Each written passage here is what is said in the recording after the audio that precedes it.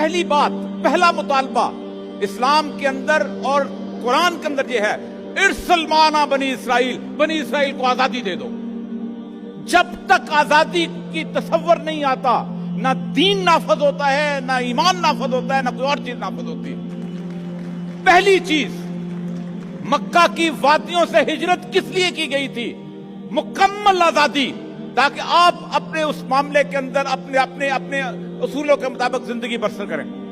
اور دوسری چیز جو اسی آئین کے تحت تحفظ دی گئی ہے، اللہ کہتا ہے کہ میں نے تمام پیغمبروں کو بھیجا۔ میں قرآن کی آیت سنوں، تمام پیغمبروں کو لقد ارسلنا رسلنا بالبینات، نشانیاں دے کر بھیجا، وانزلنا معہم الکتاب، اور کتاب دے کر بھیجا، والمیزان، اور میزان، یہ جو سپریم کورٹ کے باہر لٹکی ہوئی ہے، یہ جو ہائی کورٹ کے باہر لٹکی ہوئی ہے، کیوں بھیجا؟ لیقوم الناس بالقسط، لوگوں کے درمیان، مسلمانوں کے درمیان نہیں، عیسائیوں کے درمیان نہیں، یہودیوں کے درمیان نہیں، لوگوں کے درمیان پیغمبر کیا کرتا؟ یقوم الناس بالقسط، رول آف لا قائم کریں۔ یہ پیغمبروں کی ذمہ داری تھی رول آف لا کو قائم کرنا، یہ پیغمبروں کی ذمہ داری تھی انصاف کو قائم کرنا، یہ پیغمبروں کی ذمہ داری تھی کہ جو اس معاشرے کو اندر یہ جو میزان اور کتاب دے کے، کتاب کیا ہے؟ قانون کی کتاب جو اللہ نے نازل کیا۔ وہ قانون کی کتاب اللہ کے نازل کیے ہوئے قانون کی کتاب اور انسانوں کے نازل کیے ہوئے قوانین میں کوئی زیادہ فرق نہیں ہے۔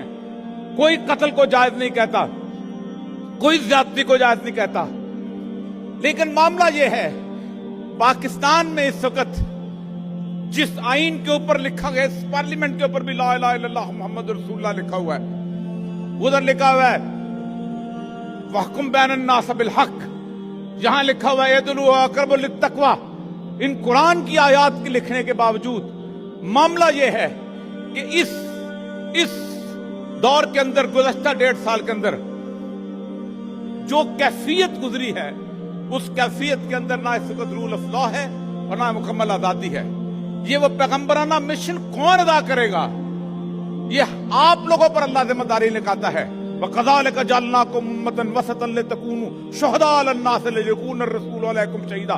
ہم نے تمہیں ذمہ داری دی ہے، بالکل ویسی ذمہ داری جیسی ہم نے پیغمبر کو دی تھی کہ تم پر گواہی دے۔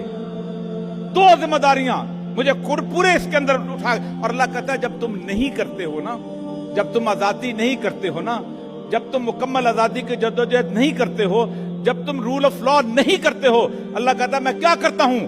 لباس الجوع والخوف، میں تمہیں بھوک اور خوف کا لباس پہنا دیتا ہوں۔ کیا ہم نے بھوک اور خوف کا لباس نہیں پہنا ہوا؟